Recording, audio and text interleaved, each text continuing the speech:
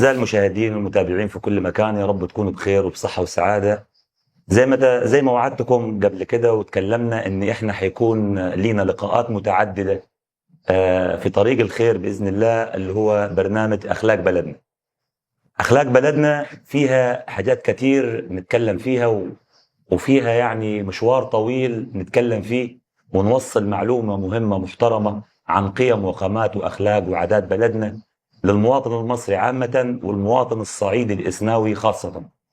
فطبعا زي ما وعدت حضراتكم قبل كده وقلت لكم ما ينفعش إني أطلع أتكلم في عادات وأخلاق وقيم قبل ما أطبقها على نفسي، وما ينفعش أتكلم أنا من باب الطريق المباشر، لازم يكون معاي شخصية محترمة ذات علم وقيمة وثقافة علمية شرعية.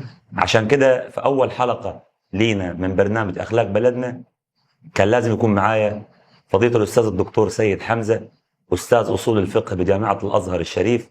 حيحدثنا عن أول خلق من الأخلاق الحميدة، الأخلاق الحسنة اللي احنا يعني يعتبر شبه افتقدناها في الشارع المصري أو في المجتمع الصعيدي خاصة، وهو التعاون. وهو النهاردة يعني شرفنا الدكتور سيد حمزة أستاذ أصول الفقه بجامعة الأزهر، وهو كان من أول المتعاونين معنا في برنامجنا المحترم القيم القيمة الذاتية ليكم. ونتعرف على الدكتور سيد حمزة. أهلا بك، شرفتنا ونورتنا. مرحبا بك، أنا سعيد والله بهذا اللقاء. ربنا يوفقك إن شاء الله كل خير. الله يبارك لك. طبعا ندخل على طول في الموضوع، موضوع التعاون. ربنا سبحانه وتعالى قال في القرآن بسم الله الرحمن الرحيم: وتعاونوا على البر والتقوى نعم، ولا تعاونوا على الإثم والعدوان واتقوا الله إن الله شديد العقاب. لو خدنا بالنا يا دكتور في الآية، يعني ربنا كرر لفظ التعاون في البر والتقوى وكرروا في الإثم والعدوان. نعم. يعني الأول حدثنا عن معنى هذه الآية الكريمة. بسم الله الرحمن الرحيم. الحمد لله والصلاة والسلام على سيدنا محمد رسول الله وعلى آله وصحبه ومن والاه، فهو سيد المتعاونين صلى الله عليه وسلم، الذي جاء بأن يجعل العالم كله في تعاون وتشابك لقضاء الحوائج ورحمة الضعفاء. اللهم صل عليه. الآية الشريفة: وتعاونوا على البر والتقوى ولا تعاونوا على الإثم والعدوان. تعاونوا أمر، والأمر عندنا في علم أصول الفقه بمعنى الوجوب، معنى الفرضية. يبقى تعاونوا على حاجتين، على البر والتقوى. ولا تعاونوا نهي، والنهي قالوا العلماء يقتضي التحريم. يبقى لما تعمل الحاجتين اللي في الأول ده فرض، تعمل الحاجتين اللي في الآخر ده حرام. يبقى تعاونوا على البر والتقوى ولا تعاونوا على الإثم والعدوان. جميل. البر والتقوى ايه الفرق بين الاثنين؟ قالوا سبحان الله: البر أن تعين أخاك على فعل الخيرات. جميل. تعينه على العبادات، تعينه على المعاملات، تحمل عنه حاجة، يعني تعينه على شيء يكون فيه خير. طب والتقوى أن تعين أخاك على أن يتقي شيئا فيه شر، لما تلاقيه خلاص أقدم على الشر تلحقه وترجع منه. ده اسمه معاونة على التقوى، لأن التقوى هي إيه؟ مخافة الله سبحانه وتعالى. زي ما قال سيدنا النبي صلى الله عليه وسلم في حديث ثاني: انصر أخاك ظالما أو مظلوما.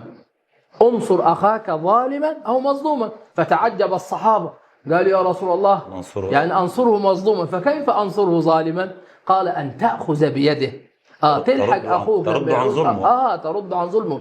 وإحنا دي من عاداتنا الطيبة في بلادنا، في إسنا وفي الصعيد عامة. لما تلاقي مثلا حد خلاص بيتخانق، مثلا تلاقي الناس كلها خرجت تحجز بين الاثنين، والكلمة اللي على الفم بتاعه يقول: صلي على النبي يا أخي، صلي على النبي، صلي على النبي. دي بمثابة حاجة كده كأنها حقنة بيديها له تهدي الموقف. وفي نفس الوقت برضه يا دكتور يعني بنشوف على النقيض، يعني في ناس بتقول لك وانا مال.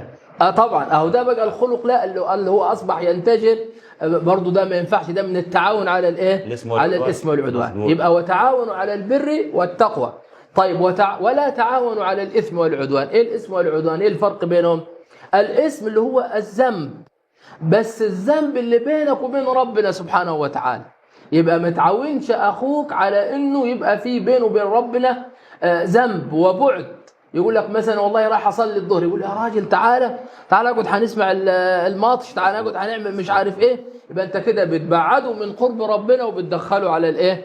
على الذنب. طيب العدوان اللي هو الذنب اللي بين الشخص ما بين اخوه، ان هو الضرب، البلطجه، الفتن، كل هذه الاشياء ربنا سبحانه وتعالى نهى عنها، وكأن الآية جمعت ما بين الخيرات كلها وما بين تجنب الشرور كلها. يعني قالوا العلماء لو لم يكن في القرآن غير الآية دي لكفت المؤمنين، الله. مش عاوزين أي حاجة الله. تانية. وتعاونوا على البر والتقوى ولا تعاونوا على الإثم والعدوان. طيب النهارده بنشوف في المجتمع عامة يعني نعم. الناس بتبص على منظور الشرع والدين والقرآن والحديث، سواء في المسيحية أو في الإسلام، يعني بتوه.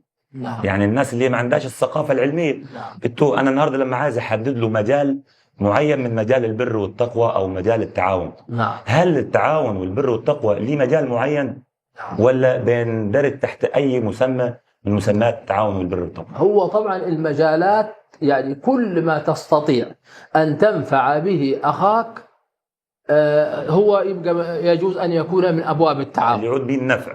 يعني تعاونوا على الدين، يبقى مثلا أنت بتعاون أخاك على أنه يبقى شخص شخص متدين، ده مجال من ضمن المجالات. تعاونه على الإصلاح، يعني إصلاح ذات البين، لما يبقى متخاصم معنا بينه مشكلة ما بينه وبين زوجته مثلا، يبقى أنت ما تأجش نار الفتن، لا ده أنت تحاول أنت تهدي الفتن وتحاول أنك أنت تصلح. تعاونه في عمله نفسه، لما تبقى أنت معدي على واحد ومعاه حاجة مثلا ثقيلة ترفعها عليه عشان تشيله كذا، ده من باب التعاون. نتعاون حتى في وسائل المواصلات، من الأخلاق اللي تلاشت برضو يا أستاذ علاء. احنا عندنا كنا زمان هنا في الصعيد ما فيش شاب يجلس على مقعد في وسيلة مواصلات واحد كبير أكبر منه ولو أكبر منه بسنين معينة. مظبوط. دلوقتي أصبحنا نشوف راجل كبير بيرتعش كده واقف على الفرنتونة كده بتاعت العربية وبيرتعش حصل. والشاب ما شاء الله مفتول العضلات وقاعد، أو امرأة مثلا كبيرة أو امرأة حامل. لا ده كله من باب من باب التعاون على البر والتقوى.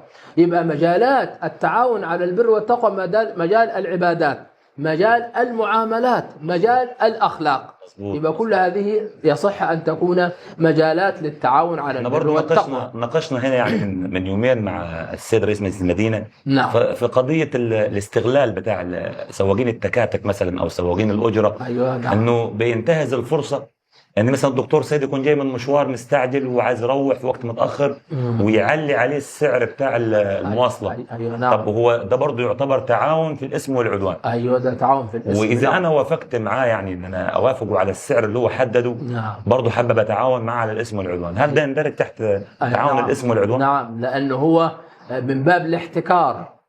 واحتكارك سواء كنت انت مزنوق في حاجة او كان سلعة مثلا انا بخبيها وبعدين اطلعها عشان تغلى، احتكرك في اي جهة من جهات الحياة، ده يعتبر من باب التعاون على الاثم.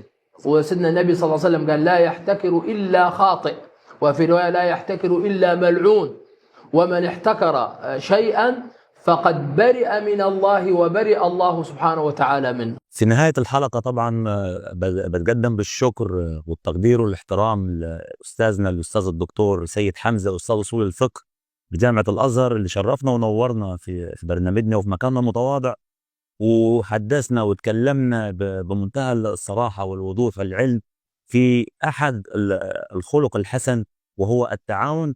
فطبعا إن شاء الله انتظرونا في الجزء الثاني لنفس الموضوع، التعاون مع الدكتور سيد حمزة، وإن شاء الله نكون عند حسن ظنكم. دمتم في رعاية الله وأمنه. السلام عليكم.